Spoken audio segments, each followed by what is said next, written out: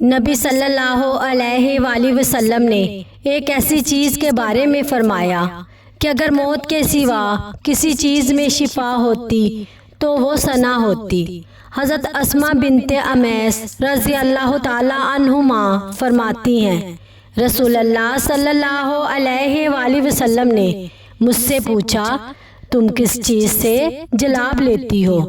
میں نے کہا، شبرم، چنے کی طرح دانے سے۔ آپ صلی اللہ علیہ وآلہ وسلم نے فرمایا، یہ تو بہت گرم ہوتا ہے۔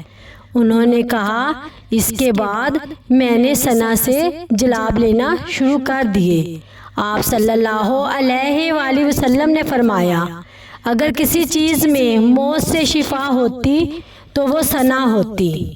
نبی صلی اللہ علیہ وآلہ وسلم نے امت کو صرف عبادات ہی نہیں سکھائی بلکہ صحت کے اصول بھی بتائے۔ اس حدیث میں آپ صلی اللہ علیہ وآلہ وسلم نے ایک ایسی مفید دوا ثنا کی تعریف فرمائی جو جسم کے لیے فائدہ مند ہے۔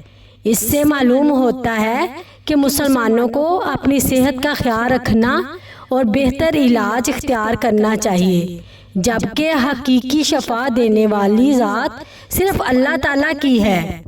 نبی صلی اللہ علیہ وآلہ وسلم کی ہر سنت میں امت کے لیے خیر اور بھلائی پوشیدہ ہے، اس لیے ہمیں آپ صلی اللہ علیہ وآلہ وسلم کی رہنمائی پر عمل کرنا چاہیے۔